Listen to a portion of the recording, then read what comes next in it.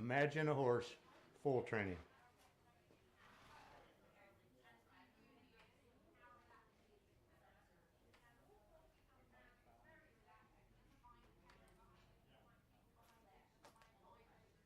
Technical.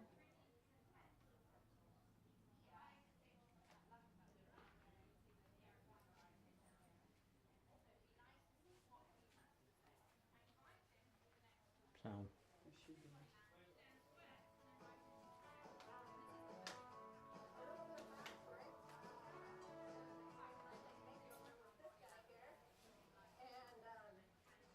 For that competition, they give you a horse, and then it's just a random horse they throw in your trailer, completely wild, and they say, go up.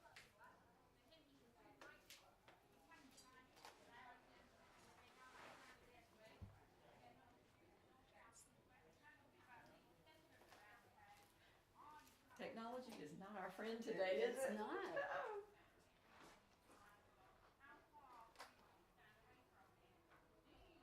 While it's buffering, can you tell us what this one's going to be about?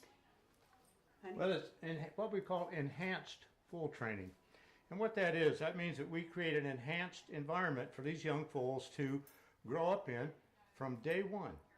We do a moderate amount of imprint training shortly after birth, right? A moderate amount. And then the next day, school begins. We repeat the imprinting lessons. In this case, we had a foal sitting in our lap. And then we start adding some new, what we call age-appropriate creative challenges. The first creative challenge is being separated from the dam for just a few minutes, right, at a time. And learning to step up on a little platform, as you see right here. And this stepping up on a platform gives a horse a special place that they learn to engage with humans. And pick it up. We could go ahead to a slide. Okay, Should that'd we be do that? great. I hate to miss it though. They're so cute. I know. Well, if it's playing, let it play. Yeah, keep it going as long as it will. These are beautiful. This babies. little foal's a month old.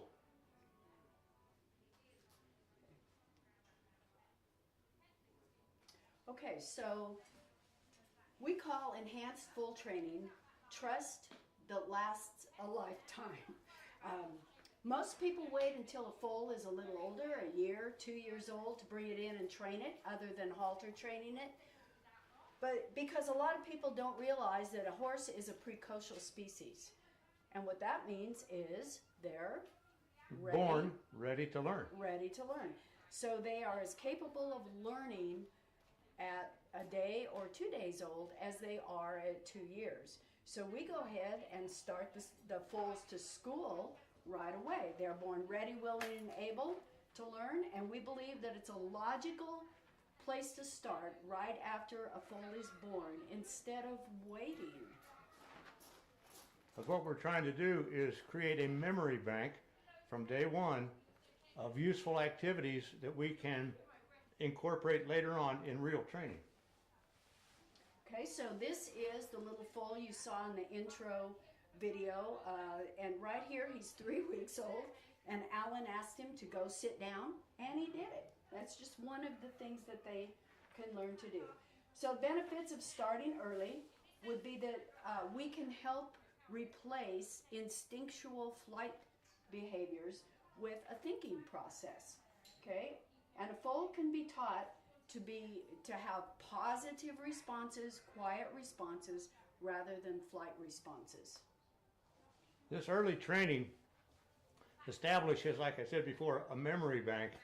And the very next day, the foal only has what he did yesterday or the day before to create these memories. And so you have a really interesting window of 3 to 5 days after the foal was born before they gain enough character and strength to resist you effectively. And so during those first few days, you can teach them to sit in your lap. You can teach them to step up on a little platform right next to mom. And from that point on, for the rest of their life, they will have these memories in their mind we had a little girl ask it. We asked a little girl at our barn one time, "Would you like to see a horse sit down?" And the little girl goes, "Miss Sue, all of your horses sit down, right?" Well, and they had been doing that from the day they were born. This mare, and Alan's holding her foal, she was raised with enhanced foal training. So she sat right down. The baby sat down. It was like it was a no big deal. And we'll explain to you why we sit the horses down in a minute. So when we have a foal and going to be born at the ranch, we feel it's very, very important to start earning that mare's trust from day one, because your mare can be your biggest assistant, okay? And that's where trust that lasts a lifetime comes from. So a book that we found really helpful in raising foals was Spirit Blending Foals Before and After Birth, An Old Way Continued by Harold Wadley. And this is a man that's a Native American, and his grandfather and great-grandfather and probably generations before that all used this method. And it includes talking to the mare and foal, just like these days parents talk to their children when they're in utero, and talking to the baby.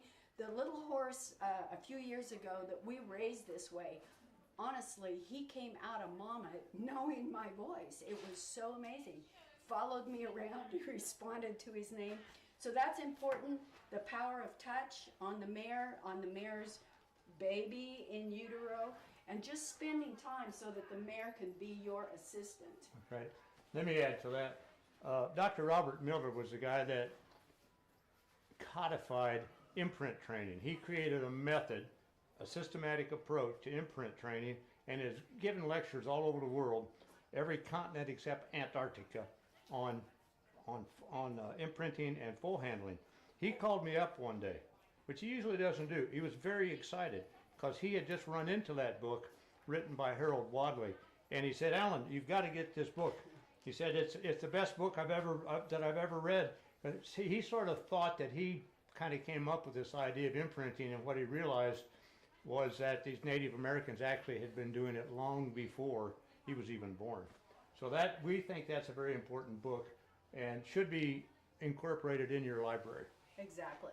And so when we start a foal on day one of its life, we put it across from mama. Here the mare is eating her morning feed, and we just move the little foal in and step him up on his platform. This one actually is about 10 days old, that's why he's eating. But the mare can see the baby can see the mare, and the reason that we do this is if we don't, and we leave them together, the foal will hide behind the mare will protect the foal, and here they can touch each other, they can hear each other, they can smell each other, and at this age, sensory issues are the strongest form of reward that you can give a foal. What Sue means by sensory rewards is scratching. That's really about the only thing that a young foal really appreciates. They don't want any food, they don't want anything else. They want two things. They want to stand next to mom, sniff noses if possible, and they love scratching. So that facility there was purpose-built for handling young foals. It was a way I could safely separate the foal from the mare and keep myself and the foal safe, because like Sue said, the foal just wants to hide behind mom, and mom wants to get between you and the foal. So if you have an environment where you can create this situation, then you can actually achieve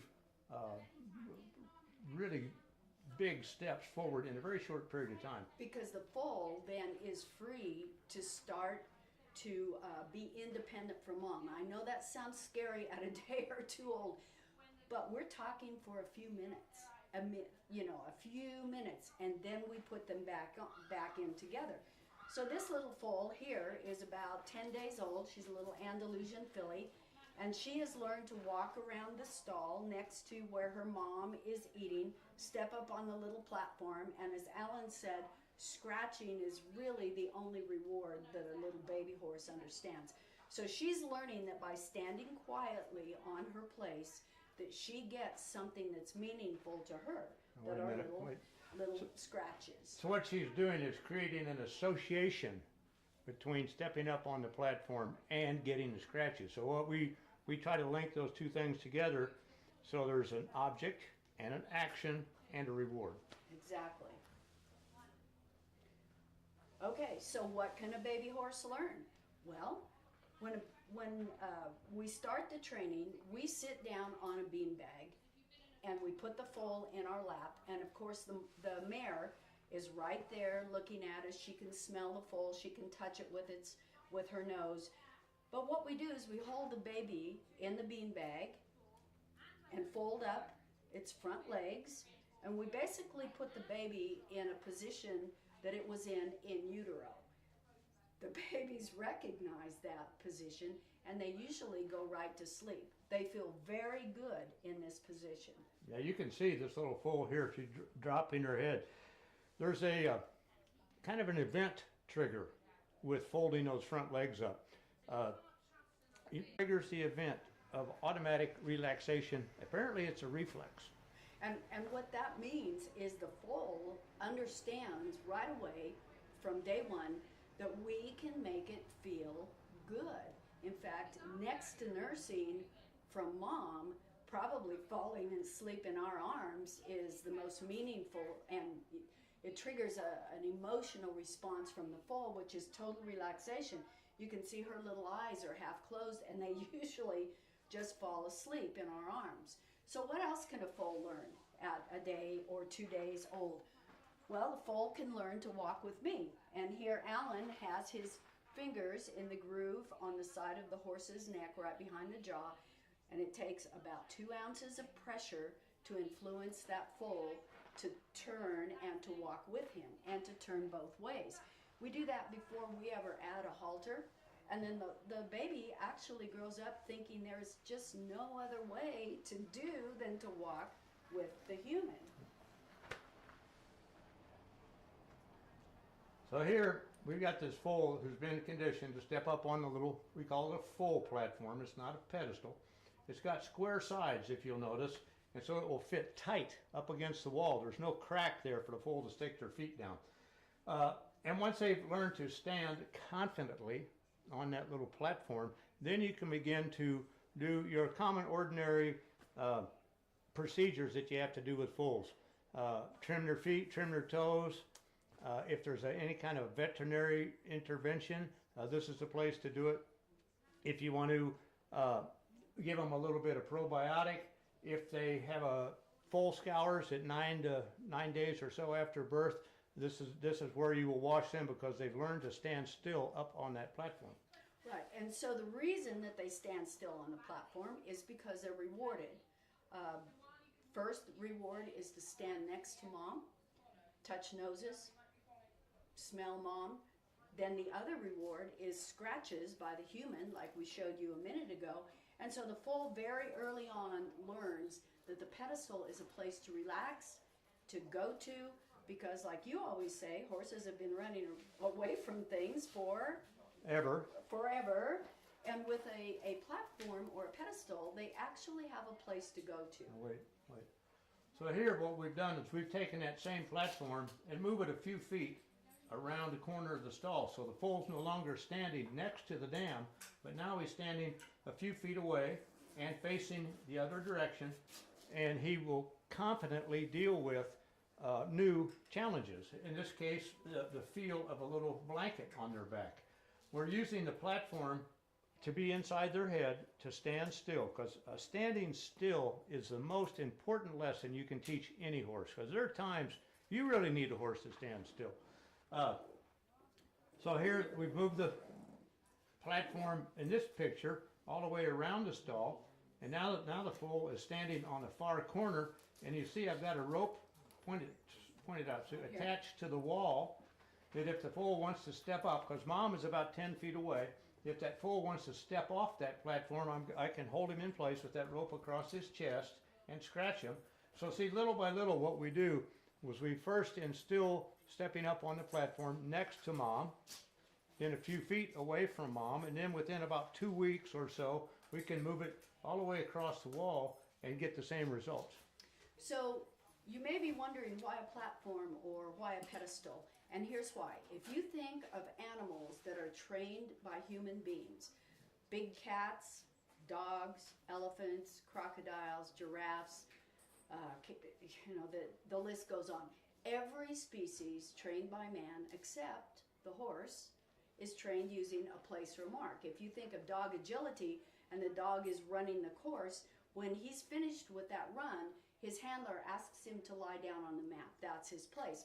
So because the horse is a flight creature, doesn't it make sense to give them a place to go?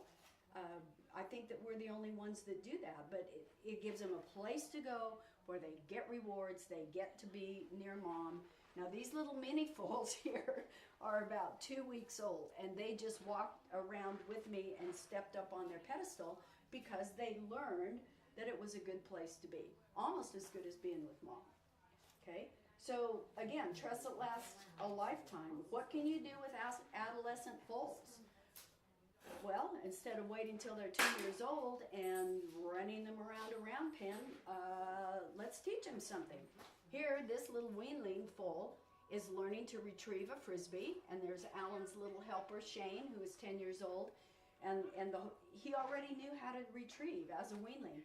This is a weanling, a little Arabian Appaloosa cross, and we have a little halter on there. There's no rough headgear, very gentle halter, and we taught her to ground drive.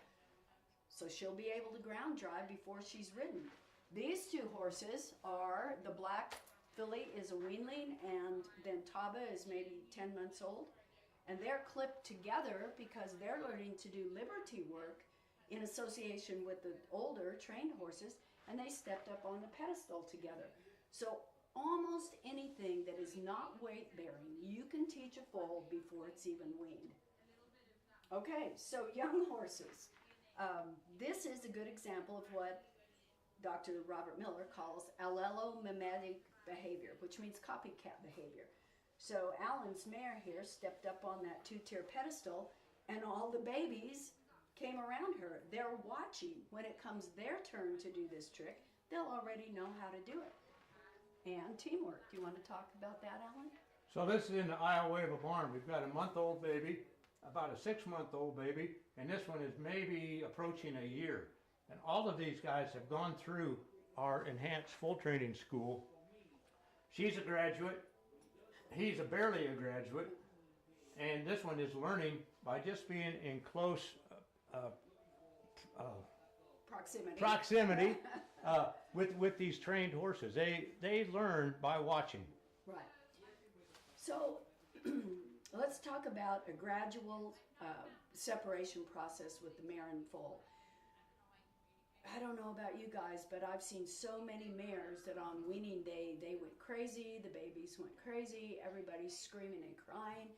It's gut-wrenching. It's really hard. So one of the things we do when we train foals is gradually increase the time that they're away from mom. It might be only a minute the first day, 2 or 3 minutes later on, but by the time they're 3 months old, they're spending an hour or two in the aisleway of the barn with their other little foal buddies away from mom. So we increase that time, and by the time they're weaned, they're like, bye mom, yeah, we've got stuff to do. Right. And so we like to say that our horses are finished before they're started. And one of our dear friends came up with that. And the reason we say that is she's only 3 months old, a little miniature filly, and she's doing pedestal tricks. She walks with you, with or without a halter. She sits down, she retrieves. This horse is one that we birthed out. This is the one I spoke to before he was born, and he just, when he heard my voice the next day, he just followed me. He already knew me. And there he is sitting down. He is about 4 months old there, sitting down with me. And then that's him a little bit before that, learning to wear a blanket. So when he's older, it will be no big deal. We like to create what we call a family unit, because the mare and the foal are a family. And we try and insert ourselves into their life before birth, during birth, if possible, during imprinting. And so that baby smells us and feels us touch it as soon as it's out of the mare. And so it grows up in a family of 3 with the emphasis being on attention given to the baby. So they just think that this is their family. Okay, so all right, performing on their own. You saw this one. This is a weanling, and these are about 3 months old. And Alan was in the training stall, and he just told them, Hafiz, Cortez, and Taba, go step up. And they went and stepped up. So at this age, they are actually performing at liberty. Right, right. And so if the mama was a trick horse or learned some of these skills, it's really, really easy for the baby to learn it. If she wasn't, that's okay, because you can still educate the baby. We can't stress how important it is not to let that first 6 months especially, but the time up until he's physically able to learn to wear a saddle or whatever. We like to say that if they're raised this way, when you first mount them, they just turn around and are like, okay, now you're up there. Yeah. You were here, but now you're up there. So it's easy to see the attention that this little foal is giving me right here. He's probably about 6 months old right there. And he's learned that sitting on a beanbag is like stepping up on a platform. It's a safe place. It's a nice place to be. They get to relax, they get scratches, sometimes they get a cookie reward. But when they grow up with these behaviors instilled in them from the very first get-go, it's the Arabians have an expression for this, and they say that lessons learned in youth are as if carved in stone, while those learned at maturity fly like leaves on the wind. So these lessons basically are carved in stone. The horse will know them and repeat them for the rest of their life. Right. And sitting on the beanbag, I know it looks funny, and it is funny, but there are great benefits to that because the foal's hind end is supported, and when he sits down and stands up, his whole spine from right behind his ears at the poll to the croup, it all stretches and bends and folds under. So it's really a good gymnastic exercise. Yeah, it's like yoga for horses. Yoga is extreme stretching, and like all extreme exercises, this has extreme benefits. Exactly. And if you've trained a 2-year-old, and we've trained a lot of them, most people rely on the round pen for ground exercise. And we don't really do that because the horses that we raise, we train them and condition them to do things. So from day one, you take a horse to a round pen. Ours will step up on pedestals, they'll sit on beanbags, they'll retrieve things, and we never have to do join up or run them around. Yeah. For you folks out there that have never seen our horses perform, it's a very eye-opening situation. Maybe some of you have seen these child prodigies who at like 6 years old are performing a piano concerto at Carnegie Hall. Okay, now how does a 6-year-old perform a piano concerto? Well, they didn't start yesterday. They started, a lot of these families start the little kids when they're 2-3 years old. As soon as they got any kind of finger coordination, they give them put a little piano in front of them. And so the kids learn from basically when they're physically able to do these tricks. A 2-year-old playing a piano is a pretty good trick in my book, right? We teach horses what looks like tricks on the outside. Really what you discovered is it's just another form of incredibly useful foundation schooling. And so I wanted to go back to this one more time. This is the mare, the mother of this little baby. This baby is about a week old, and we did not pose those horses. We didn't walk them up there. Alan just said, Sombra, go walk up. And she walked right up the agility platform. Baby went right up next to her. Yeah, and I stood back and took a picture. So, all right. So we hope that you'll join us for our other episodes coming on later this week. Tomorrow we're going to do the practical application of trick training. And then on Sunday we're going to do a segment called Performance Liberty. Liberty is probably the hottest new discipline in the horse world right now. And performance liberty is sort of like circus style liberty, right? And so this trick training combined with liberty is performance liberty. Right. Thanks for joining us. Thank you. Where's our cameraman? Well, I guess if we just walk off. Yeah. Okay. Thank you. That's amazing that they just walk right up there. Yeah. Well, there's the process. Yeah. You know what? We're